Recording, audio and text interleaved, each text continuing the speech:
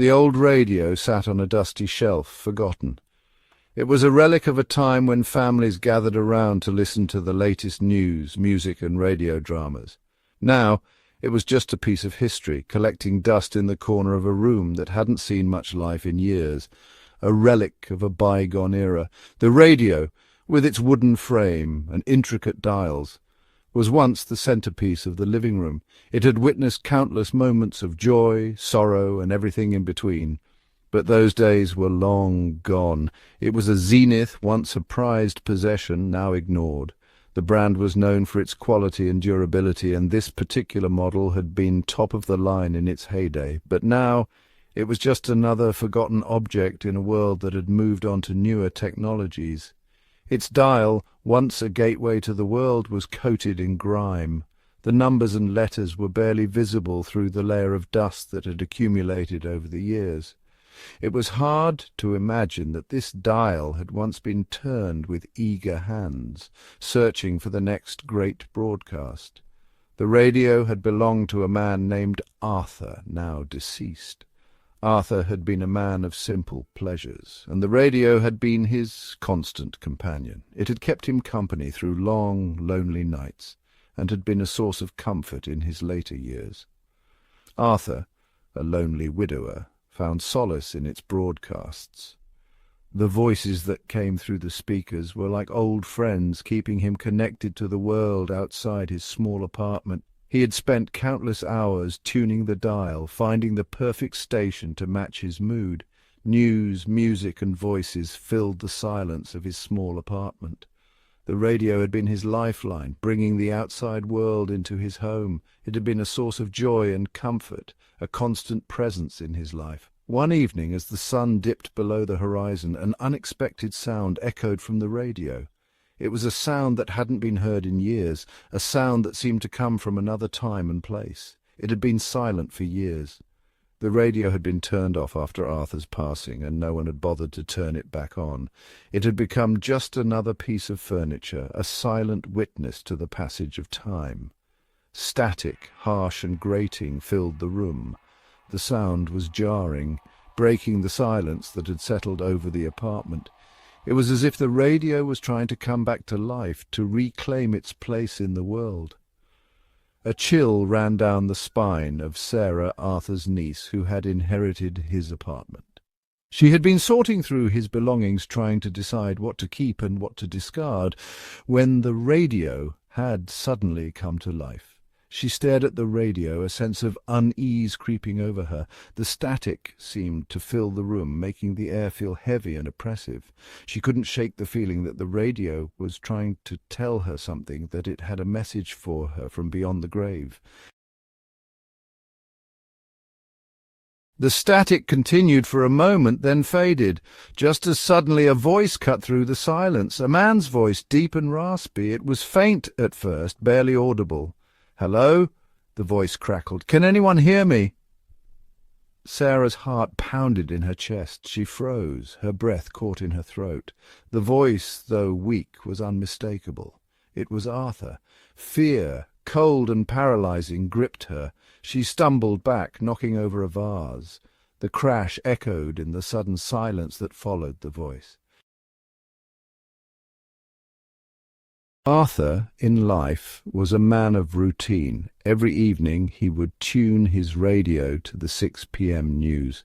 He followed current events with an almost religious fervour.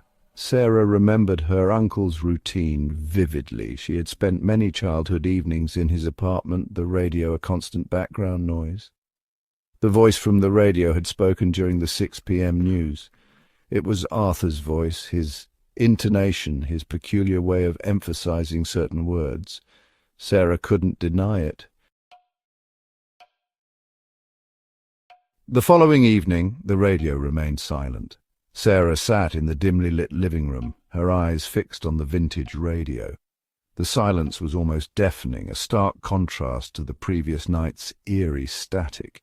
She couldn't shake the feeling of unease that had settled over her. The radio, once a source of comfort and nostalgia, now seemed like a menacing presence in the room. Sarah, though unnerved, tried to convince herself it was a trick of her imagination, a figment of grief. She had lost her beloved Uncle Arthur only a month ago, and the pain was still fresh. She told herself that her mind was playing tricks on her, that the static and the voice were just manifestations of her sorrow and longing. But the next day, as the clock ticked past 6 p.m., the static returned. It was as if the radio had a mind of its own, choosing the exact moment to come alive. The sound was more than just static. It was a cacophony of whispers and faint voices, almost as if they were trying to communicate with her, this time louder, more insistent. The static grew in intensity, filling the room with an almost unbearable noise. Sarah's heart raced as she approached the radio, her hands trembling. She could feel the hairs on the back of her neck stand up, a cold shiver running down her spine. Then Arthur's voice, clearer now, filled the room.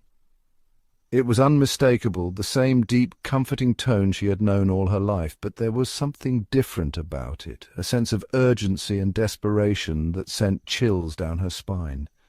"Sarah," the voice rasped, "it's me, I'm trapped." The words echoed in her mind, each syllable dripping with fear and desperation. She felt a lump form in her throat, her eyes welling up with tears. How could this be possible? Was her uncle really trying to communicate with her from beyond the grave? Sarah's attempts to dismiss the voice as a delusion were failing. She tried to cover her ears, to block out the sound, but it was no use. The voice seemed to penetrate her very soul, demanding her attention, pleading for her help.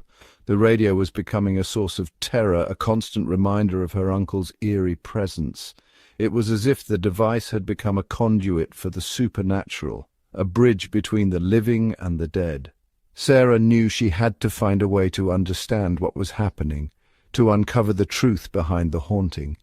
But the more she tried to make sense of it, the more elusive the answers became, leaving her trapped in a web of fear and uncertainty. Desperate for answers, Sarah reached out to an old friend, a technician who specialized in antique radios. He examined the Zenith, his brow furrowed in concentration. He found nothing, no tampering, no hidden devices. The radio was old, its wiring brittle, but otherwise ordinary. He couldn't explain the voice. Sarah, unconvinced, sought out a paranormal investigator, a woman with piercing eyes and a calm demeanor. She listened intently to Sarah's story, her gaze never leaving her face. Section 6. A desperate attempt. The paranormal investigator, Mrs. Hemlock, suggested a cleansing ritual, an attempt to sever any lingering connection Arthur might have to the radio. Sarah agreed, her desperation outweighing her skepticism. They performed the ritual at dusk, the air thick with the scent of sage and the murmur of incantations. The ritual seemed to work. For a week the radio remained silent. Relief washed over Sarah. Perhaps it was over. Section 7. The voice persists. But on the 7th day, as Sarah sat in the living room, a book in hand, the familiar static crackled from the radio. Fear gripped her once more. This time Arthur's voice was frantic, desperate. "Don't trust her, Sarah," he rasped. "She's not who she seems." Sarah's blood ran cold. Mrs. Hemlock, the woman she had trusted, was suddenly a source of suspicion. The radio had warned her. Section 8. Acceptance and Fear. The voice on the radio became a constant presence. It spoke of things only Arthur could know, shared memories from their past. Sarah could no longer deny it was him. Fear gave way to a chilling acceptance. Her uncle was trapped, his voice reaching out from beyond the grave through the only means it could find. But what did he want? And who was Mrs. Hemlock, and what were her intentions? Section 9. An eerie silence. Days turned into weeks, the voice a constant companion. Sarah had grown accustomed to the soft hum of the radio, its static a background noise that filled the void of her lonely evenings. The voice on the other end, though distant and crackling, had become a friend of sorts, a presence she could rely on. It was as if the radio had a life of its own, a heartbeat that pulsed in time with her own. Then one day it stopped. The familiar crackle of static was gone, replaced by an unsettling silence that seemed to echo through the room. Sarah's heart skipped a beat as she stared at the radio, willing it to come back to life.